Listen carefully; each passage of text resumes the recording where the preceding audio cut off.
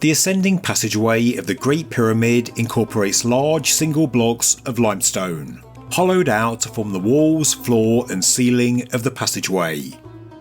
Known as the pyramid's Girdle Stones, you don't see them in any other part of the Great Pyramid. They're another pyramid anomaly. Passing through the corridor and you wouldn't even notice them, but the Girdle Stones must have been incorporated for a reason. So why? Why did the Great Pyramid's architects include hollowed out monoliths in the design of the Ascending Passageway? A corridor that the brilliant researcher History for Granite called the strangest pyramid passage ever constructed. Well, in this video we'll take a closer look.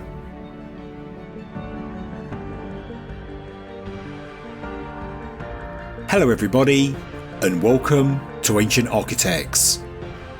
Please subscribe to the channel for regular content on ancient architecture, as well as all the latest news from the world of archaeology. If you've been following the Ancient Architects channel over the years, you'll no doubt have a pretty good understanding of the layout of the Great Pyramid's internal passages. The original entrance is located on its north face, and it opens up to the descending passageway. A few meters down and you reach a junction.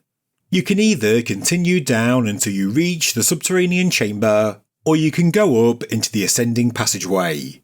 And, before the Robbers' Tunnel, this was the only way to reach the upper compartments of the Great Pyramid, which includes the Grand Gallery, the King's and Queen's Chambers.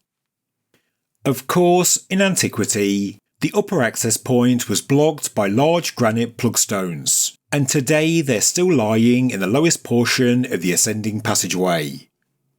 The original looters must have known the layout of the pyramid passages, and so they simply bypassed the granite plugs when they smashed their way into the ascending passageway. And it's this ascending passageway that I'm focusing on today, and that's because of a number of strange features we don't see anywhere else in the Great Pyramid. As stated in the video's introduction, the passageway includes a number of hollowed out monoliths called Girdle Stones, and also some partial Girdle Stones, where the floor and lower walls of the passage are made up of one block, and the ceiling and upper walls are made from another, and they go together like this. Whether we're looking at a partial or complete Girdle Stone, either way it is a pyramid anomaly. Because, generally speaking, your average pyramid passage is made up of separate blocks for the walls, floor and ceiling. And whilst every block in the ascending passageway is not a girdle or partial girdle stone, they are found at specific points as you make your way to the Grand Gallery. But like every Great Pyramid anomaly, there must be a straightforward explanation. A functional and logical reason the architect incorporated these types of blocks. I'm happy to say that this video is sponsored by Opera. Happy because the web browser I use for all my research is the fantastic Opera. Gone are the days when archaeology and ancient history research involved books open all over your desk, stacks of papers, post-it notes and highlighter pens. Now, most research is done on your web browser, but to do it efficiently you really do need the best browser. For me, as a researcher, this browser is Opera, hands down, and I'll tell you why. If you're anything like me, you often have anything from 5 to 50 tabs open on your browser at any one time. But when researching, I often need to have 2 tabs displayed side by side. Before Opera, I'd have to awkwardly detach and resize 2 different windows, but Opera allows you to have 2 tabs open side by side in the same window. This for me, especially when comparing historical sources or old photographs, is incredibly helpful. The whole browsing experience is just user-friendly. There are tab islands, which means you can group your open tabs based on theme, project or context. And this is great for me, as I can sometimes be writing and researching 3 different topics over the course of a week.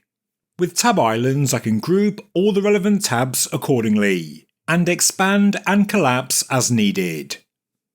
And another thing I really love is the video pop-out feature. Yes, being a YouTuber means that as part of my research, I also watch a lot of YouTube videos, new uploads from fellow creators and also older documentaries. With Opera, you can detach the video you're watching, and this means you can keep browsing whilst the video keeps playing on screen. Opera is free to download, and as a researcher of ancient history and archaeology, it's genuinely my favourite web browser. So download Opera through the link in the description or pinned comment below. And now back to the video. As stated in the introduction, History for Granite made an entire video on the Ascending Passageway, a corridor that hundreds of tourists pass through every day, but one that's very rarely the focus of our attention. It's seen as a means to an end, the way to get to the good stuff, to the glorious Grand Gallery, and from there you can head towards the Queen's or King's Chamber. And that is one reason the Ascending Passageway is so important, because this passageway is the only way you can reach the upper compartments. If there was some kind of structural failure blocking access, the entire pyramid becomes a failure, and the only accessible chamber would be the subterranean chamber. And well, maybe that's why the subterranean chamber exists in the first place, as a backup plan. Of course, you could still reach the Grand Gallery via the crude well shaft, which, because of its nature, is less than ideal, and maybe this is one of the reasons the well shaft even exists. So there was another way to reach the Grand Gallery, a failsafe, in case the Ascending Passageway did encounter some major problems. But, in truth, failure was never an option. The success of the pyramid hinged on this one unassuming inclined passage, and this is shown in its design, the use of these monolithic girdle stones. They clearly add strength and stability, making the passage as structurally sound as possible, which is no surprise with the volume of core masonry directly above. I wouldn't be surprised if there was also an overlying relieving chamber that was hiding as well. As diagrams show, a lot of the passage is made up of standard blocks, and these are laid perpendicular to the inclination of the passage. But the large hollowed out girdle stones are positioned vertically. This change in orientation deflects forces into the horizontal plane, meaning they make the passage more structurally sound. As History for Granite pointed out in his video from 2022, at the bottom of the passage there are more girdle and partial girdle stones bunched together. The layout does look more haphazard, but just like the girdle stones higher up in the passage, these two are positioned vertically. There is no doubt the arrangement of the stones adds stability to the passageway, and this wasn't just because it's the entrance into the upper compartments, it was also part of the pyramid's security mechanism, because one day, the giant granite plug stones would be slid down the corridor to close it off. And the plugs would come to a halt because the northern lower end of the ascending passageway tapers, therefore trapping the plugs as they reach the bottom, stopping them from entering the descending passageway. Due to the forces that would one day be imposed from these sliding granite blocks, weaknesses in the makeup of the passage had to be limited as much as possible. Cracked or disjointed blocks were not an option. Structurally, the passageway had to be perfect, and the ancient architect of the 4th dynasty ensured this in his design. And he succeeded, because 4,500 years later the passageway is still structurally sound. The plug blocks are still in place, and the passageway is used by tourists on a daily basis. But History for Granite pointed out a few more anomalies that also need addressing. Firstly, the quality of the stone that was used. Unless they're cut from the limestone bedrock, or on the rare occasion lined with granite, Most pyramid passages and chambers are made from the fine Chura limestone, the same stone that once cased the pyramids. Chura limestone is high quality, it has a homogeneous texture, and in terms of limestone it does have a high hardness. But the limestone of the Ascending Passageway is lower quality, the texture is less homogeneous, and it also has a lower hardness.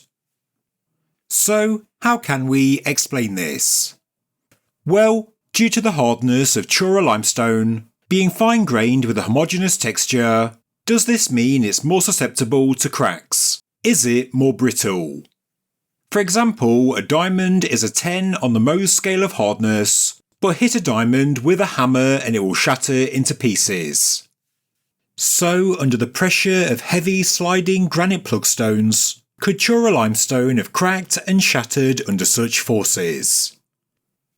I think that makes sense, and a less homogeneous limestone, although softer, may react better under such stress. Compared to limestone, glass is much harder on the Mohs scale, but of course that doesn't mean you'd use glass to build a pyramid, because hardness does not equal toughness.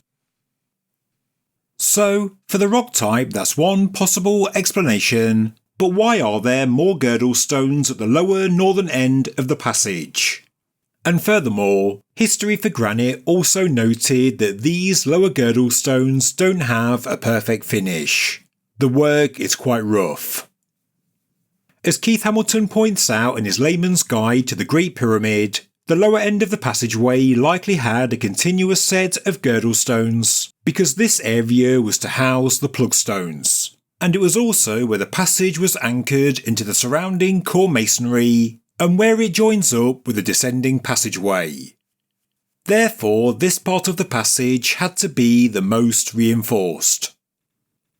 And maybe the stonework was roughly finished around the bottom to simply create more friction against the sliding plugs, slowing them down as much as possible before they reach the bottom of the passageway.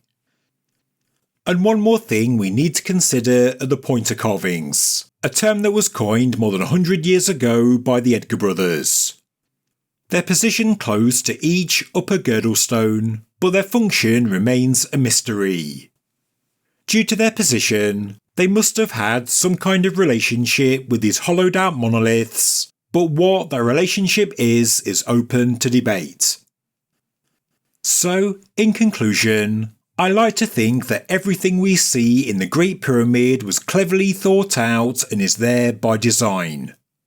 The lowest part of the Ascending Passage likely has more girdle and partial girdle stones bunched together, because this area needed to be the strongest, and that's because when the pyramid was eventually closed up, it would come under the most stress. It's where the granite plugs would come to a halt, and also where the Ascending Passageway meets up with the Descending Passageway. It is a major junction. So, I can see the architect thinking the lower half of this passage does need to be strong, and have a solid firm footing. As stated, maybe the unfinished nature of the lower section was simply to allow more friction, to slow down the plugs as much as possible on their descent. And I suspect, although I can't confirm, compared to the harder Chura limestone, the softer limestone that was used for the Ascending Passageway is less brittle. Every anomaly in the Great Pyramid is open to debate and discussion, and there are plenty of points of interest in this one short pyramid passage. I admit I'm not an engineer or stonemason, but I do believe that every aspect of the Great Pyramid was planned out methodically, efficiently, and with good reason. And so, if you have any different ideas, I'd love to read your thoughts in the comments section below. Thank you very much for watching this episode of Ancient Architects. If you enjoyed the video, please subscribe to the channel, please like the video, and please leave a comment below. Thank you very much.